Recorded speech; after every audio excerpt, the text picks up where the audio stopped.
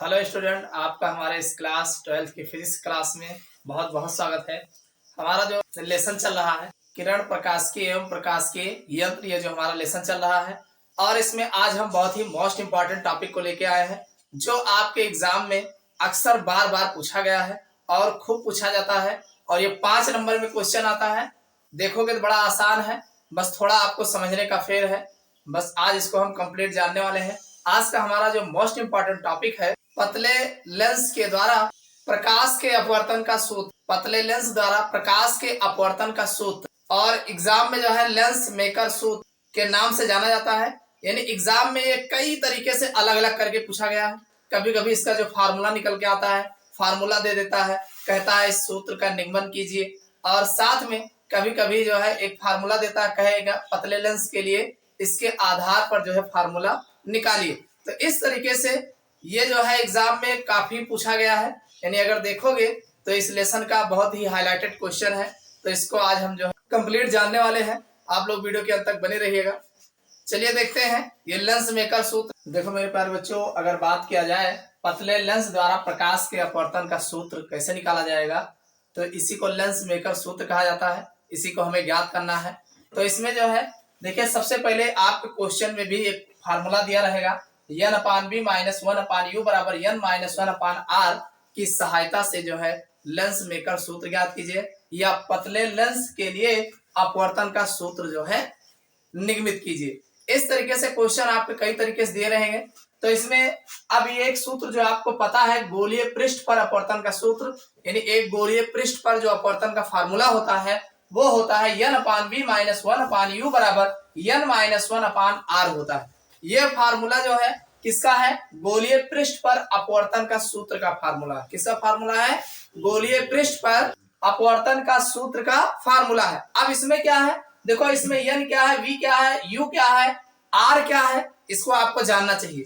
तो इसको जानने के लिए देखिए, जहां n जो है पृष्ठ के पदार्थ का वायु के सापेक्ष अपवर्तनांक, n क्या है, n माध्यम होता है। जैसे मान लीजिए वायु का माध्यम अलग है कि जब कोई प्रकाश की किरण एक माध्यम से दूसरे माध्यम में प्रवेश करती है तो वह अविलंब से दूर हट जाती है। तो ठीक वही यहाँ पे भी है कि जैसे मान लीजिए हम लेंस लिए हैं, कांच का लेंस लिए हो, तो कांच का लेंस लिए हो तो कांच के बाहर का अपवर्तनांक अलग है और कांच का अपवर्तनांक अलग है। भाई वायु का अपवर्तनांक अलग होगा, वायु से जब कांच में प्रकाश एंटर करेगा तो प्रकाश में वो जो है मुड़ जाएगा, या प्रकाश जब हमारा कांच में से प्रकाश जो है बाहर निकलेगा तो कांच में जो निकल रहा होगा, बाहर निकलने के बाद वो जो है अविलंब से दूर हट जाएगा। तो इस तरीके से वही यहाँ पे कहा गया कि जहां n जो है पृष्ठ के पदार्थ का वायु के सापेक्ष अपवर्तनांक है, यानी जो पृष्ठ है, सरफेस है, ये वायु के सापेक्ष जो है अपवर्तनांक है, तथा u, इसको याद रख लेना। जब तक याद नहीं रहेगा ये क्या है तब तक कुछ नहीं कर पाओगे। यानी u जो होता है वस्तु की ध्रुव से दूरी है। जैसे मान लीजिए ये हमारा वस्तु है, यहाँ पर कोई वस्तु रखा गया है, तो यहाँ से ध्रुव P1, देखो कांच के एक साइड को ध्रुव बोला जाता है और दूसरे साइड को अक्ष पर जो है, यहाँ पे जहां से अक्ष होता है ये ध्रुव होता है। तो ये ध्रुव P1 है और ये ध्रुव कांच का P2 है। यानी ये लेंस हमारा जो है इसका ध्रुव P1 इस कार्नर पे है और दूसरा ध्रुव P1 P2 जो है इस कार्नर पे है। तो कहने मतलब जो वस्तु है, वस्तु मतलब कोई वस्तु जो है जहां से प्रकाश की किरण चलती है उसको वस्तु बोलते हैं। तो मान लीजिए हमारे पास ये वस्तु है, तो यहाँ से और ये लेंस तक की दूरी जो होता है उसे u से रिप्रेजेंट करते हैं। किससे रिप्रेजेंट करते हैं? u, वस्तु की दूरी। तो वही यहाँ पे लिखा है कि u वस्तु ध्रुव से दूरी, ध्रुव ये P1 हो गया, तो यहाँ से यहाँ तक की दूरी u हो जाएगा। और v, इसमें v जो लिखा है क्या है? v प्रतिबिंब की ध्रुव से दूरी। ये प्रतिबिंब I' बन रहा है। क्या बन रहा है? अरे यहाँ से वस्तु रखा गया है तो इसकी प्रकाश की किरण यहाँ आएगी और यहाँ इसका प्रतिबिंब बनेगा। तो ये ध्रुव से वस्तु जो हमारा प्रतिबिंब बन रहा है यहाँ तक की दूरी को v से रिप्रेजेंट करते हैं। किससे रिप्रेजेंट करते हैं? v से रिप्रेजेंट। तथा r पृष्ठ की वक्रता त्रिज्या, ये जो r लिखा गया है ये पृष्ठ की वक्रता त्रिज्या होती है। समझ में आई बात कि नहीं? तो इतनी बात आप याद रखना। n क्या है? n पृष्ठ का वायु के सापेक्ष अपवर्तनांक है। आप कह सकते हैं कांच के पृष्ठ का वायु के सापेक्ष अपवर्तनांक है।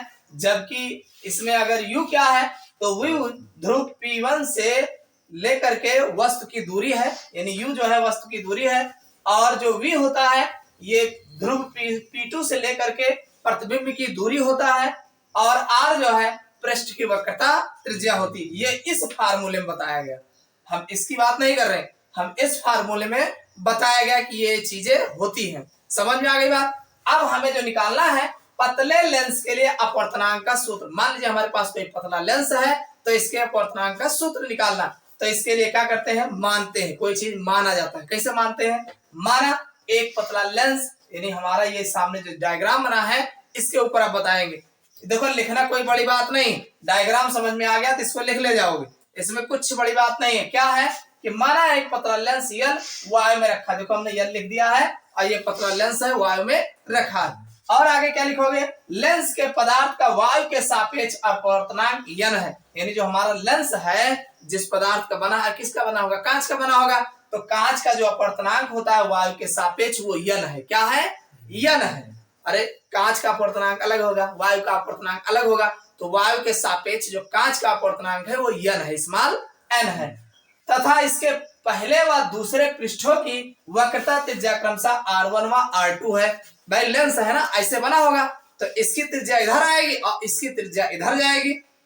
वक्रता त्रिज्या समझते हैं, जैसे मान लीजिए ये हमारा गोलीय दर्पण है, ये अवतल दर्पण मान लीजिए है, तो अब ये जो है R, ये R है, यानी यहां से यहां, जैसे ये गोला किसी गोले का त्रिज्या है ना, इतना जो कटा हुआ है किसी का त्रिज्या, तो ये R होता है। वक्र यानी जो किस एंगल पे है ये, समझ में आएगा नहीं।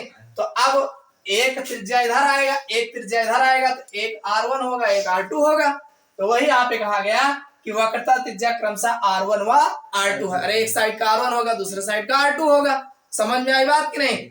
और माना लेंस की मोटाई, अरे लेंस लिए हो तो कुछ मोटा भी तो होगा लेंस, तो माना लेंस की मोटाई T है। क्या है, T है। और एक बिंदु वस्तु O लेंस की मुख्य अक्ष पर लेंस के प्रथम पृष्ठ के ध्रुव P1 से U दूरी पर रखा है, यानी कोई हमारा वस्तु है जो O है, जो P1 से प्रथम पृष्ठ पर, जैसे पहला पृष्ठ ये हो गया इसका, और लेंस के दूसरे साइड का दूसरा पृष्ठ हो गया, तो मुख्य अक्ष पर यानी जो वो वस्तु है वो ध्रुव P1 से लेकर के U दूरी पर रखा है। कितनी दूरी पर रखा है, अरे ध्रुव P1 ये हो गया, और P1 से यहां जाकर के ये हमारा वस्तु रखा है, तो ये हमारा U दूरी हो गई। समझ में आ गई बात। तो वही कहा गया कि लेंस की मुख्य अक्ष पर लेंस के प्रथम पृष्ठ के ध्रुव P1 से U दूरी पर रखा है। तो यह पृष्ठ O का प्रतिबिंब I डैश बनाता है, यानी ये जो O का यहाँ का जो लेंस है, लेंस इसका प्रतिबिंब I डैश बना रहा है। कौन बना रहा है,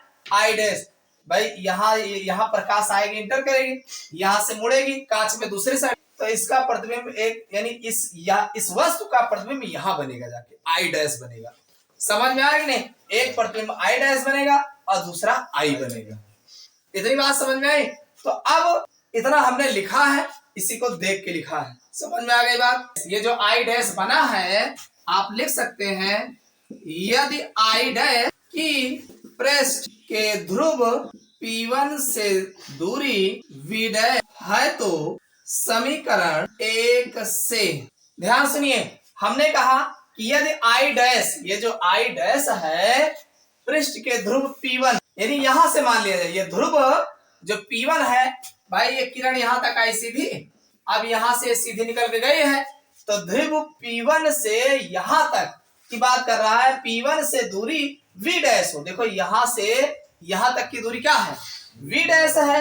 तो समीकरण 1 से, यानी ये जो समीकरण 1 बनाए हैं इसी पर रखेंगे। कैसे रखोगे भाई, यन लिखा है ना, तो अपवर्तनांक इसका भी यन है, और V जो है ये प्रतिबिंब की दूरी है, तो दूरी कहां से है, यहां से यहां तक है, तो V डैश है, तो ये हो जाएगा V डैश। समझ में आया। और माइनस 1/U, यानी 1 तो रहेगा, और भाई U वस्तु की दूरी है तो U रहेगा ही रहेगा, बराबर फिर n-1 हो जाएगा अपान, अब यहाँ पर भाई इधर मान लीजिए R1, तो ये R1 हो जाएगा, भाई इसकी वक्रता त्रिज्या R1 है, ठीक, तो ये R1 मान लेंगे। ये समीकरण हमारा 2 हो। इतना समझ में आया? क्या समझ में आया भाई? n अपनी जगह पे है, v जो है प्रतिबिंब जो बनता है उसकी दूरी होती है, जो हमारा ध्रुव p होता है वहां से दूरी। तो यहाँ p से यहाँ तक की दूरी b डैश माने है, तो हमने b डैश कर लिया, माइनस लगाए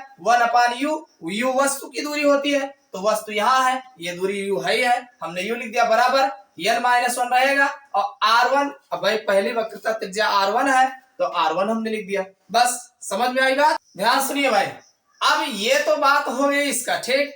अब ये कहा गया प्रतिबिंब I डैश। देखो ये जो प्रतिबिंब I डैश बन रहा है दूसरे पृष्ठ के लिए, यानी अगर हम दूसरे पृष्ठ के लिए बात करें तो आभासी वस्तु का, यानी अब ये इसके लिए जो है आभासी वस्तु का कार्य, जैसे ये वस्तु का काम करता है तो इसे डॉट डॉट बना है, तो ये आभासी वस्तु का कार्य करता है। I डैश की दूसरे पृष्ठ के लिए ध्रुव P2 से, अब इसका ध्रुव P2 है, यानी P2 से दूरी v डैश माइनस t।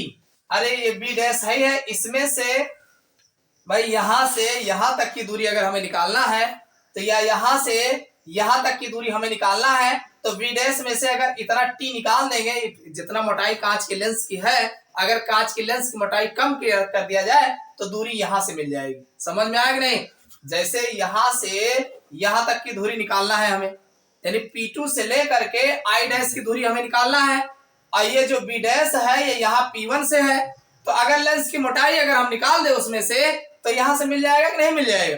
तो वही यहाँ पे कहा गया है कि ध्रुव P2 से दूरी तो v डैश माइनस t, हमने v डैश में से t निकाल दिया, अब ये P2 से दूरी हो जाएगी होगी। अतः पृष्ठ I डैश का अंतिम प्रतिबिंब, यानी जो I डैश है इसका जो आखिरी प्रतिबिंब बनता है, अंतिम प्रतिबिंब I, यानी जो I बनता है अपने से v दूरी पर बनता है। कितनी दूरी पर बनता है? यानी P2 से v दूरी पर बनता है, इस पृष्ठ के लिए अपवर्तन के सूत्र से। अब इसका देखो, अभी तक ये वाला जो फार्मूला हमने लिखा, यहां से ये वस्तु हो गया, यहां से यहां तक की ध्रुव P1 से लेकर के और यहां तक ये वस्तु है, और इसका प्रतिबिंब हमने I डैश बनाया, तो इसके लिए ये फार्मूला लिखा। अब दूसरा जो ये प्रतिबिंब I डैश बना है ये वस्तु हो गया, यानी पहली बार ये वस्तु माने, दूसरी बार इसको वस्तु बताए, ये इस वस्तु का यहां से इसका प्रतिबिंब यहां बन रहा है। समझ में आई बात कि नहीं? यानी ये वस्तु हो गया, इसका प्रतिबिंब यहां बन रहा है, तो अब चूंकि ये वस्तु है तो यहाँ ध्रुव P2 से दूरी लिया जाएगा ना, तो इसका जो फार्मूला बनेगा, देखो जो ये लिखा है अब की बार अपोजिट डायरेक्शन में बन रहा है, तो अपोजिट डायरेक्शन में बनने के लिए इसका जो फार्मूला होगा 1/n लिखा जाएगा। क्या लिखा जाएगा? 1/n। और ध्यान सुनिए, नीचे v डैश है, और v डैश जो है प्रतिबिंब की दूरी है, तो यहाँ प्रतिबिंब की दूरी यहां से यहां तक v तो है, तो ये v हो जाएगा माइनस 1/u, ये 1 रहेगा, और u जो होता है वस्तु की दूरी होती है, तो वस्तु की दूरी हमारी यहां से यहां तक है, तो v डैश माइनस t, क्योंकि ये यहां तक है तो ये हो जाएगा v डैश माइनस t, ये हो जाएगा बराबर। फिर लिखा n जहां भी लिखा हो इसको 1/n कर लेना, और माइनस n 1 रहेगा ही रहेगा। और दूसरी ये अब की बार इस ओर बन रहा है तो ये R2 हो जाएगा, तो ये समीकरण हमारा 3 मिल जाएगा। समझ में आई बात कि नहीं? कुछ नहीं किया है, जहां n लिखा है 1/n कर दिया, क्योंकि अपवर्तनांक चेंज हो रहा है तो ये 1/n कर दिए, और ये वस्तु जो हमारा प्रतिबिंब बनता है उसकी दूरी b डैश थी, तो अब की बार भाई प्रतिबिंब हमारा b पे बन रहा है तो b हो जाएगा, और माइनस 1/1 है ही है, और u वस्तु की दूरी है, तो वस्तु की दूरी जो हमारा यहाँ से यहाँ तक की दे रखा था, हमें यहाँ तक जरूरत थी, तो v डैश माइनस t कर दिए। ठीक, तो ये v डैश माइनस t हो गया बराबर, n की जगह पे हमने 1/n लिखा, और माइनस 1 है ही है। अब चूंकि r1 इधर के लिए था और इधर प्रतिबिंब बन रहा है तो ये R2 हो गया। समझ में आई बात कि नहीं? आप इसमें लिख सकते हैं जहां n के स्थान पर 1/n लिया गया है, कंफ्यूजन ना हो, जाने रहना, जहां n के स्थान पर 1/n लिया गया है। क्यों लिया गया है अगर लिखना चाहते हैं तो क्योंकि प्रकाश लेंस से वायु में जा रहा है। भाई जो प्रकाश है लेंस से निकलकर वायु में जा रहा है, तो इसीलिए जो है इसको n के स्थान पर 1/n लिया गया है। इसको आप ऐसे लिख सकते हैं ए एन जी 1 इसको अपोजिट करेंगे तो जी एन जी ए हो जाएगा, G N A N G फिर 1/GN A। आगे अब इसमें जो है पतले लेंस के लिए, भाई लेंस हमारा बहुत पतला है, टी का मान V के सापेक्ष उपेक्षणीय है। अतः समीकरण को सरल करने पर, देखो इसमें जो t का मान लिखा है, t का मान ना के बराबर है, तो इसका मान जो है इसको हम जो उपेक्षणीय मान लेते हैं, इसको आप सरल करेंगे तो हमारा जो आ जाएगा, भाई लिखा है 1/n, देखो 1/n, n नीचे जाएगा और ये उठ के यहाँ आ जाएगा, समझ में आएगा नहीं? तो ये हो जाएगा 1/b माइनस n, भाई ये n यहाँ आ जाएगा, n अपान और v डैश माइनस t हटा देंगे तो ये v डैश हो जाएगा। अब बराबर इसमें जब सॉल्व करोगे तो ये 1 माइनस n हो जाएगा बटे ये R2 हो जाएगा, भाई इसी को हमने ठीक किया है तो ये R2 आ जाएगा। ये समीकरण 4 तैयार हो जाएगा। अब क्या करना है, ये समीकरण 4 है और ये समीकरण 2 है। समीकरण 4 व 2 को जोड़ने पर यानी समीकरण 4 और 2 को जोड़ देंगे तो ये हो जाएगा 1/v माइनस 1/u बराबर n माइनस 1/r1 और प्लस n माइनस 1/r2। ये हो गया। इसको और ठीक करोगे तो ये आ जाएगा 1/v माइनस 1/u बराबर, इसमें से n माइनस 1 कॉमन हो जाएगा, समझ में आएगा नहीं? अरे ये ऐसे रहेगा, यहाँ n माइनस 1 जो है हमने कॉमन ले लिया तो 1/r1 प्लस 1/r2 ये बच जाएगा, समीकरण 5।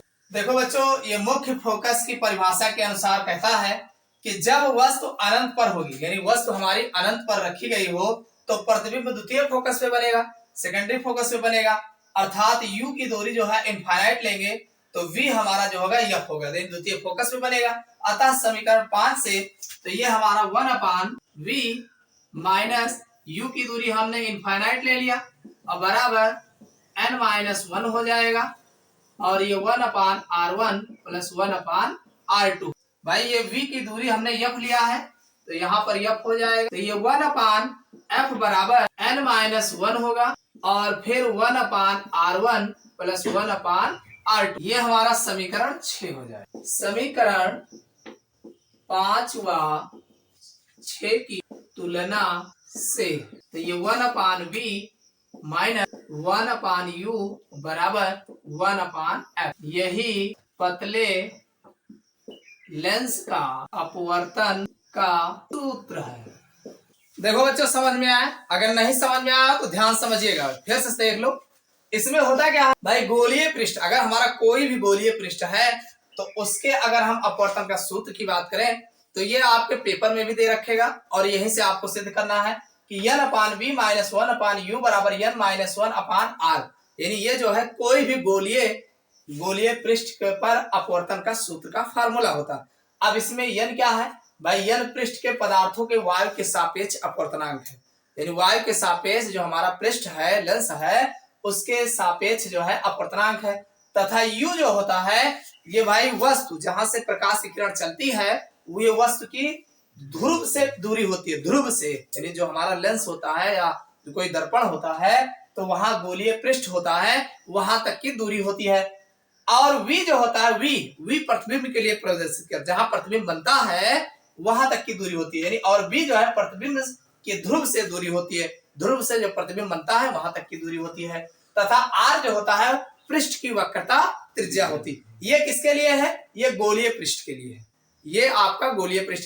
अब यहीं से आपको लेंस मेकर का फार्मूला निकालना है। कैसे निकालना है, किसमें निकालना है, पतले लेंस के लिए अपवर्तनांक का सूत्र, यानी हमारा कोई पतला लेंस है उसके अपवर्तनांक का सूत्र निकालना है। कैसे निकालना है, तो इसके लिए हम एक डायग्राम बनाएंगे।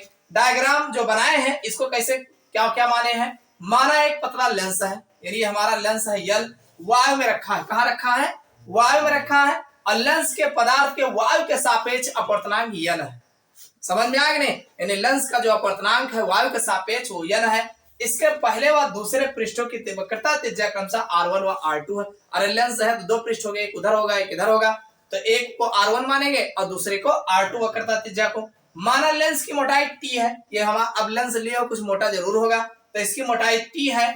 एक बिंदु वस्तु O लेंस की मुख्य अक्ष पर लेंस के प्रथम पृष्ठ के ध्रुव P1 से U दूरी पर रखा। आप इसको कह सकते हैं कि एक वस्तु O जो है वो लेंस के प्रथम पृष्ठ पर ध्रुव P1 से U दूरी पर रखा है, एक वस्तु रखा है, ठीक। और आगे कहा गया यह पृष्ठ O का प्रतिबिंब I डैश बनाता है, यानी जो वस्तु O रखा है इसका प्रतिबिंब जो बन रहा है वो I डैश बन रहा है। समझ में आई बात? इतनी बात बताए। अब जो है यदि I डैश की पृष्ठ से ध्रुव P1 से दूरी V डैश है तो समीकरण 1 से, यानी कह रहा है कि ये जो हमारा I डैश का प्रतिबिंब बन रहा है ध्रुव P1 से दूरी अगर V डैश हो, अरे यहाँ ध्रुव P1 से दूरी यहाँ से यहाँ तक की हमारा जो बन रहा है प्रतिबिंब V डैश हो, तो समीकरण 1 यही समीकरण के अनुसार लिखेंगे N अपान V डैश। अरे V डैश क्या है? प्रतिबिंब की दूरी। अरे यहाँ पर भी तो